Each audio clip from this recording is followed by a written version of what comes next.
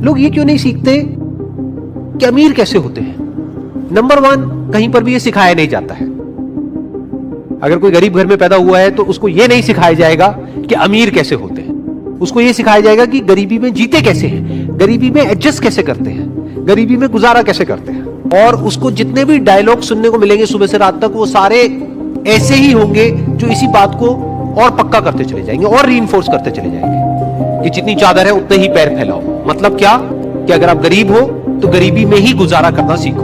अपनी चादर को बड़ा मत करो, हवा में मत उड़ो, अपने पैर हमेशा जमीन पर रखो, बड़े बड़े सपने मत देखो। कोई भी आदमी अमीर या गरीब बाद में होता है बाहर की दुनिया में, पहले वो अंदर अमीर या गरीब होता है। इनफैक्ट किसी का भी आप एग्जाम्पल उठा करके देख लो जो बिल्कुल ही एक नीचे के लेवल से उठ करके पता नहीं कहां किस लेवल पे गया है। फॉर एग्जाम्पल धीरूभाई अंबानी, उनकी अगर आप स्टार्टिंग देखोगे तो बहुत ही एक छोटे लेवल से उन्होंने अपने करियर की शुरुआत करी थी, लेकिन उसको पता नहीं कहां का कहां ले गए।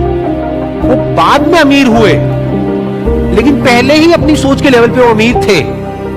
यानी पहले वो सोच के लेवल पर अमीर हुए, बाद में बाहर अमीर हुए। ऐसा ही सबके साथ होता है। पहले हम अंदर से अमीर होते हैं, बाद में बाहर अमीर होते हैं। अब अंदर से अमीर कैसे होते हैं और अंदर से गरीब कैसे होते हैं? अगर अंदर ऐसे थॉट्स हमारे माइंड में जाएंगे जिसको हम एक्सेप्ट कर लेंगे, जो थॉट्स हमको आगे नहीं बढ़ने देते हैं, तो वो हमको गरीबी की तरफ ले जाएंगे। और कुछ ऐसे थॉट्स होते हैं जहां से आपका दिमाग खुलता है और आप कहते हो कि अच्छा ये पॉसिबल है कि ये आदमी मेरे से भी एक नीचे वाले लेवल से उठ करके इस लेवल पे पहुंच गया, इसका मतलब इसके लिए पॉसिबल है तो मेरे लिए भी पॉसिबल है। तो ये थॉट्स आपको अमीरी की तरफ ले जाते हैं at the level of your thought. अब पहले आदमी यहां अमीर होता है, बाद में बाहर अमीर होता है। बिल्कुल इसी तरह से जैसे पहले यहां गरीब होता है, बाद में बाहर गरीब होता है। तो ये गलती करी उस इंसान ने। उसको सीखना चाहिए था, उसको कुछ बुक्स पढ़नी चाहिए थी। फॉर एग्जाम्पल एक बुक है think and grow rich by Napoleon Hill. ये बुक कैसे लिखी गई थी? आज से बहुत साल पहले लिखी गई थी।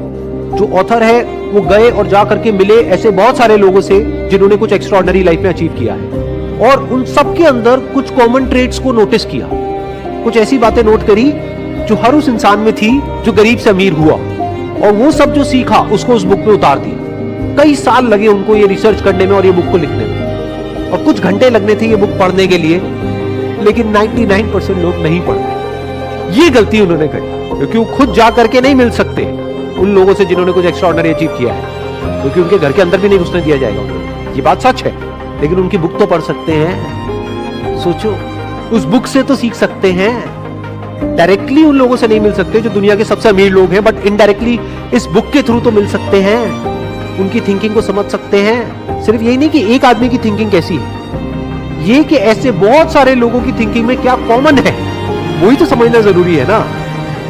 एक्सेप्शंस को समझना जरूरी नहीं है। एक्सेप्शंस को समझने का मतलब क्या कि किसी आदमी की लॉटरी लग गई और वो अमीर हो गया, उसकी बात नहीं करी जा रही इसमें। क्या बात करी जा रही है?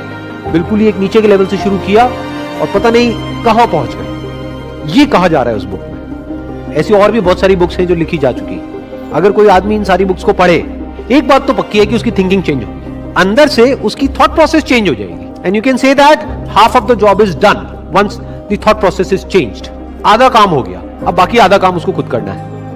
यानी सिर्फ थिंकिंग से भी तो कुछ नहीं होता है ना। ये बुक को पढ़ लिया, ठीक है, थिंकिंग के लेवल पे वो पता नहीं क्या बन गया, बट प्रैक्टिकली तो एक्शंस लेने ही पड़ेंगे ना। प्रैक्टिकली रिस्क लेना पड़ेगा, प्रैक्टिकली बहुत कुछ करना पड़ेगा, वो तो उसी को करना है।